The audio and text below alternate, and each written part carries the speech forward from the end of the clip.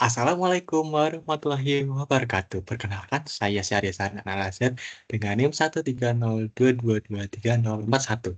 Di kesempatan kali ini, saya akan presentasikan hasil resume dari tugas wawasan global dan teknologi informasi dan komunikasi pada minggu ketiga terkait Scrum.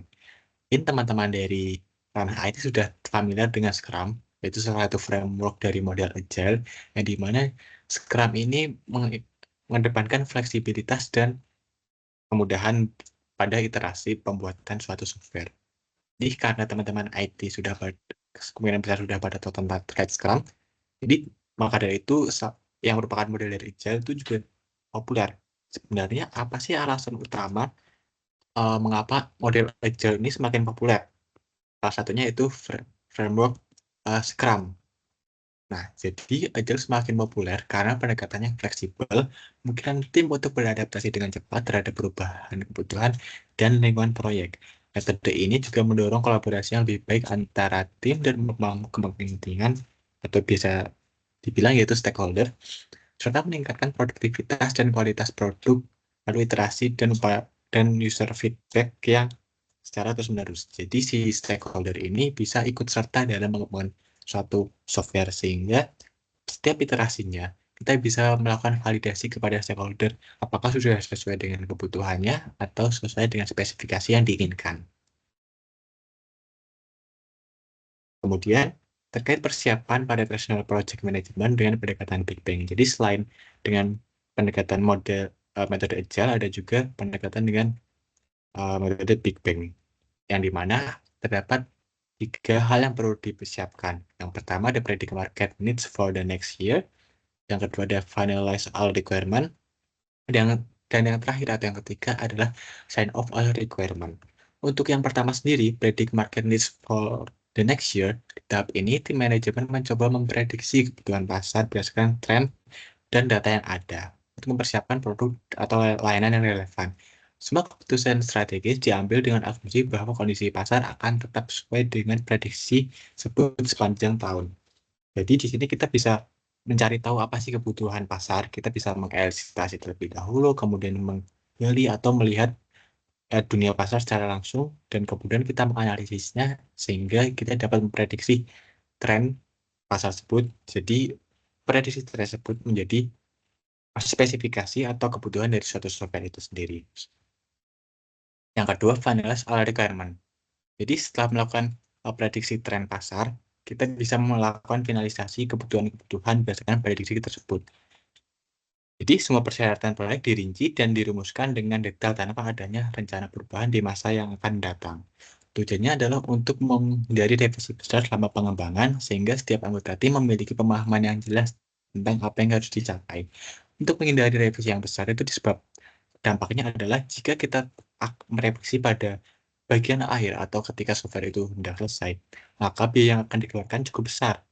Seperti kita harus membuat requirement-nya dari awal, develop ulang, hingga testing ulang. Nah, maka dari itu pada tahap kedua ini kita harus memfinalisasi semua requirement ini dengan pasti dan matang supaya spesifikasinya dapat sesuai dan pada saat pembuatan software tidak terjadi revisi yang cukup besar, hanya revisi-revisi minor. Untuk yang tahap ketiga adalah sign off all requirement. Setelah semua requirement dari finalisasi, dokumen requirement ditandatangani oleh semua stakeholder dan menandakan bahwa kesepakatan resmi tidak ada perubahan atau revisi yang besar yang akan dilakukan selama proyek berlangsung.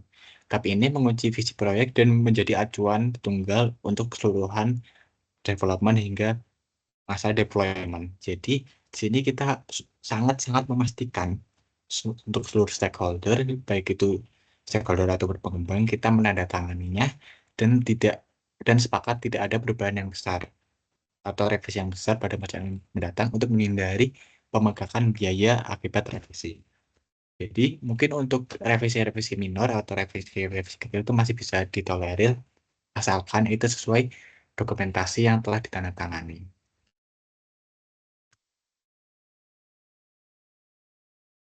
Nah, kemudian tantangan apa saja sih jika kita mengembangkan software dengan pendekatan traditional project management dengan model Big Bang. Sebenarnya ada 5 tahapannya, yaitu analisis, desain, development, testing, dan release. Itu merupakan tahapan-tahapan di traditional project management.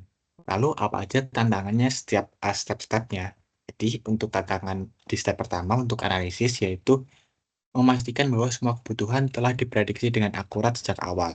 Jika analisis awal kurang tepat atau terjadi perubahan dalam kondisi pasar, tidak ada ruang untuk melakukan revisi di tahap berikutnya tanpa merombak seluruh proyek. Jadi, dipastikan analisis ini kita harus pasti banget bahwa untuk kebutuhannya atau requirement-nya itu sudah akurat sejak awal, tidak ada revisi. Mengapa? Karena jika ada perubahan requirement pada tahap selanjutnya, kita harus mengulang dari awal. Karena pada traditional project management ini tidak mengimplementasikan iterasi atau pengembangan ulang. Jadi kita harus kembali ke start awal jika pada tahap selanjutnya ada perubahan.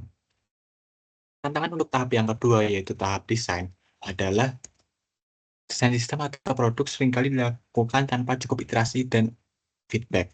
Jika terdapat kesalahan atau tidak kesesuaian dalam desain, dampaknya baru akan terlihat di tahap selanjutnya, menyebabkan potensi kerugian besar karena perubahan desain pada titik ini akan mempengaruhi seluruh rencana proyek. Jadi, pada tahap kedua ini, kita harus merancang si software itu secara baik dan benar, baik itu sisi UI UX, arsitektur, tech stack, dan kemudian dari proses bisnisnya juga kita harus mendesain hal-hal tersebut supaya ketika di develop si suatu proyeknya itu sudah sesuai dengan requirement yang sudah ditetapkan di tahap analisis. Nah, kemudian untuk tantangan di tahap selanjutnya yaitu tahap development, yaitu seluruh developer dilakukan seluruh tahap development dilakukan berdasarkan analisis dan desain awal tanpa adanya pengujian atau feedback yang berkelanjutan. Jadi, karena si model tradisional ini tidak melakukan iterasi, maka pada tahap analisis dan desain itu tidak melakukan testing atau feedback yang secara terus-menerus kepada stakeholder. Dan tersebut menjadi tantangan utama pada tahap development dan resiko adanya kesalahan yang baru terdeteksi di akhir proyek, yang bisa berujung pada pengerjaan ulang besar-besaran, yaitu dari awal pada tahap analisis, membuang waktu, sumber daya, dan biaya yang sangat membengkak. Lalu untuk tantangan di tahap selanjutnya itu tahap testing, yang dimana karena testing dilakukan hanya setelah seluruh pengembangan selesai, masalah atau bug yang besar yang ditemukan pada tahap ini dapat menyebabkan keterlambatan proyek yang signifikan. Tantangan utamanya adalah ketidakmampuan untuk memperbaiki masalah secara bertahap karena semuanya diuji sekaligus. Jadi, untuk tahap analisis, tahap desain, tahap development itu tidak dilakukan testing.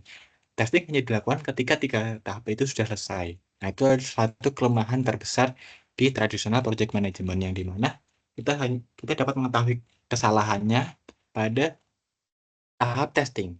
Jadi jika ada kesalahan kita harus mengulang jika ada kesalahan mayor atau kesalahan besar, itu kita harus mengulang ke tahap awal yaitu tahap analisis.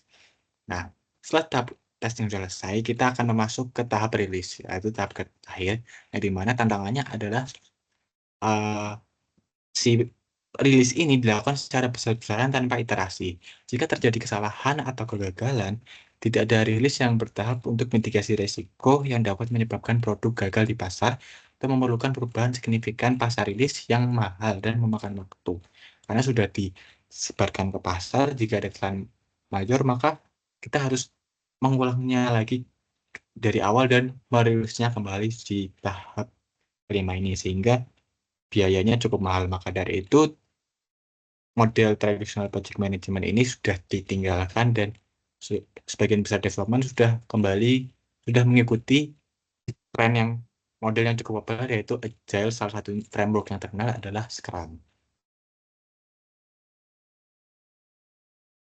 Nah, kemudian model pembahasan selanjutnya itu terkait faktor-faktor utama dalam keberhasilan proyek. Jadi, entah model atau metodologi atau framework apa yang digunakan pada suatu tim, 3 faktor utama ini bisa diimplementasikan, entah itu dia menggunakan model tradisional atau model agile atau model yang lainnya. Jadi ada 3 faktor utama. Yang pertama ada customer involvement, yang kedua ada senior management support, dan yang terakhir adalah objective atau goals. Baik untuk faktor yang pertama adalah customer involvement, di mana keterlibatan customer secara aktif memainkan peran yang sangat penting nih dalam memastikan bahwa proyek tetap berjalan dengan harapan dan kebutuhan si stakeholder-nya atau customer. Dengan adanya komunikasi yang parah dan intens, tim development dapat dengan mudah menyesuaikan arahan proyek sesuai dengan feedback yang diterima dari customer. Untuk faktor yang kedua, yaitu senior management support, dari mana dukungan dari manajemen senior menjadi pendorong utama semangat tim dalam menyelesaikan proyek. Ketika pemimpin proyek menunjukkan komitmen yang penuh, tim merasa lebih didukung dan termotivasi untuk mencapai hasil yang diinginkannya. Nah, untuk faktor yang terakhir itu objektif atau goals, yang dimana menentukan dan mengkomunikasikan objektif dan goals dengan jelas sejak awal menjadi pondasi yang penting dalam proyek. Dengan tujuan yang terarah dan dipahami oleh semua pihak, fokus proyek tetap terjaga sehingga proses pelaksanaan dapat berlangsung lebih efisien dan efektif. Jadi tiga faktor tersebut dapat diimplementasikan untuk suatu proyek software, baik itu model tradisional, model agile, ataupun model yang lainnya. Seperti yang saya bilang sebelumnya, yaitu Scrum yang merupakan framework dari Agile memiliki 11 elemen penting yang dibagi menjadi 3 bagian, yaitu tanggung jawab, acara atau event, serta artefak.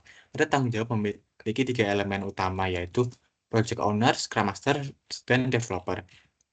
Nah, jadi Scrum pada yang pertama itu Project Owner bertanggung jawab untuk memastikan nilai produk yang dihasilkan oleh tim dan mengolah produk backlog agar tetap relevan dan dilakukan prioritas. Yang kedua ada Scrum Master yang memastikan bahwa Scrum diterapkan dengan benar dan dipahami oleh semua anggota tim. Setelah bertugas menghilangkan hambatan yang dapat menghalangi progres. Yang ketiga ada developer adalah orang-orang yang bekerja untuk mengembangkan produk sesuai dengan backlog dan tujuan sprint yang telah disepakati. Lalu selanjutnya ada area selanjutnya itu acara atau event, ini mana yang pertama ada the sprint yang adalah periode waktu yang ditetapkan untuk menyelesaikan pekerjaan, biasanya berlangsung selama 1 hingga 4 minggu atau 1 bulan. Pada awal sprint, tim mengadakan sprint planning, yaitu elemen yang kedua, yang dimana untuk merencanakan pekerjaan yang akan dilakukan. Nah, untuk elemen selanjutnya yaitu daily scrum yang dimana dilakukan setiap hari untuk mengevaluasi kemajuan dan menyesuaikan rencana harian. Untuk elemen selanjutnya yaitu sprint review yang dilakukan di akhir sprint yang diadakan untuk mengetahui hasil pekerjaan dan menerima feedback dari para stakeholder. Nah, elemen yang terakhir yaitu sprint retrospektif yang memungkinkan untuk tim berkembang mengevaluasi proses kerja dan mengidentifikasi perbaikan yang bisa diterapkan di sprint berikutnya. Untuk area selanjutnya itu bagian artefak yang dimana ada 3 elemen. Yang pertama ada produk backlog yang berisi daftar pekerjaan yang diprioritaskan berdasarkan kebutuhan produk. Yang elemen kedua itu sprint backlog, yaitu menyusun pekerjaan spesifik yang akan diselesaikan selama sprint. Dan yang terakhir adalah increment, yaitu hasil akhir yang telah selesai dan siap digunakan dan menunjukkan pencapaian tim di setiap sprint. Jadi, elemen utama tersebut harus dipertimbangkan harus di, uh, disiapkan secara saksama ketika satu proyek menggunakan framework Scrum dalam metodologinya. Jadi sekian presentasi dari saya, Syareza, terkait resume minggu ketiga mata kuliah wawasan global teknologi informasi dan komunikasi. Kurang lebihnya mohon maaf. Wassalamualaikum warahmatullahi wabarakatuh.